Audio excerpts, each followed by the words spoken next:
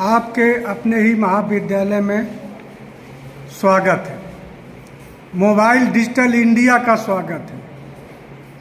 सरकार के उस पैगाम का स्वागत है जो आपको डिजिटल इंडिया बनाने में पहल की। आज से 100 साल पहले भारत का परिदृश्य और वर्तमान का परिदृश्य दोनों में तुलनात्मक अध्ययन करें अगर आप, तो ज़मीन और आसमान का अंतर हो जाएगा।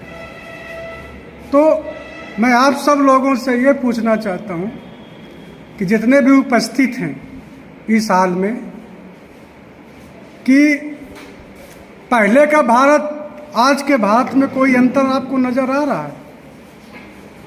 देखेंगे आप कि बहुत अंतर हो गया है। जब हमारा जीवन रुपए पैसे को हम नहीं जानते थे तो एक प्रणाली हुआ करती थी, विनिमय प्रणाली। उस विनिमय प्रणाली के आधार पर रुपये का निर्माण नहीं हुआ था। उस समय वस्तुओं का आदान प्रदान हुआ करता था। जैसे किसी के व्यक्ति के पास चावल होता था तो किसी के व्यक्ति के पास गुड़ हुआ करता था। खाने पीने खाद्य सामग्री का आदान प्रदान होता था, रुपये से नहीं खरीदा जा सकता था। और ग्राम जैसे बटवा होते थे, इतने ग्राम का 1 किलो 2 किलो ये सब नहीं हुआ करता था। वो एक अदला बदली का इतना, ये 1 किलो गुड़ तो 1 किलो चावल, इस तरह से आदान प्रदान हो करता। जैसे जैसे हम विकसित हुए तो हमारा मुद्रा का चलन हुआ, पत्र मुद्रा धातु मुद्राओं का प्रयोग हुआ। और आज इतने तुलनात्मक तराजू बन चुके हैं कि जिनकी आप कल्पना नहीं कर सकते। जो दिखता है वो भी तुल जाएगा, जो नहीं दिखता वो भी तुल जाएगा। तुल जाने का मतलब नप जाएगा। नाप ग्राम व्यवस्था हो गई है। तो हमारे जीवन को हमारी आवश्यकताओं ने सरल कर दिया। आवश्यकता आविष्कार की जननी है। और जब हमें आवश्यकता, जब सर्दी पड़ी तो हमें रजाई की आवश्यकता पड़ी, और रजाई से हमें सर्दी का बचाव मालूम पड़ा।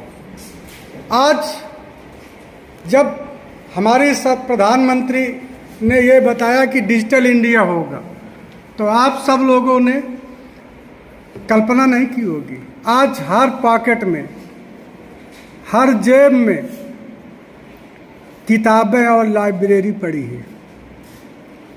बेशक आप लोग लाइब्रेरी में न जाते हो, किताबें न, हम लोगों के समय में लाइब्रेरियां हुआ करती थी और सप्ताह में 1 या 2 बुक इशू होने का प्रोसेस था।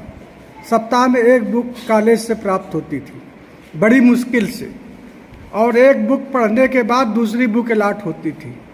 उसके लिए हमें एक कार्ड बनवाना पड़ता था। आज ये स्थिति हो गई है कि हमें इस मोबाइल के माध्यम से इंटरनेशनल लाइब्रेरी आपकी जेब में पड़ी हुई है। जिस किताब को जिस जगह, जहाँ भी, जिस तरह से आप यूज करना चाहते हो वो आपको हाजिर मिलेगी, बशर्ते आपको चलाना आता हो। यदि आपकी उंगलियां काम नहीं करती तो गूगल बाबा आजकल बहुत अच्छा काम कर रहे हैं। मुँह से बोल दो तो आपकी वो चीज़ निकल करके बाहर आ जाएगी। ये तो रही पढ़ने की। अब बात ये है कि इस मोबाइल का प्रयोग आप किस ढंग से, कहाँ, कैसे करेंगे। ज़्यादातर मोबाइल का प्रयोग मनोरंजन के लिए हो रहा है। ये एक दुष्प्रभाव है। जबकि सरकार या गवर्नमेंट का उद्देश्य, शिक्षा का उद्देश्य डिजिटल बनाना, आपको घर बैठे सारी सामग्री एजुकेशन के अवेलेबल कराना। ये उद्देश्य नहीं कि घर में बैठकर आपको कोई मूवी आप देखो, फेसबुक में आप अटैच हो जाएं। तमाम ऐसे अवसर हैं जो आप घर बैठे आप व्यवसाय भी मोबाइल से कर सकते हो। आज आप घर से हजारों कोस घर से दूर हो। पहले मनी ऑर्डर जाया करती थी तो 8 दिन 10 दिन रुपए की तुम्हें आज ज़रूरत है, लेकिन मनी ऑर्डर पहुंचती थी हफ्ते, सप्ताह का, महीनों लग जाए पैसा पहुंचने में। आज एक जगह से आप बटन दाबो, तुरंत पैसा आपके पास पहुंचा। तो क्या ये अच्छा है कि बुरा? आप लोग बताइए, आवाज दो जोर से।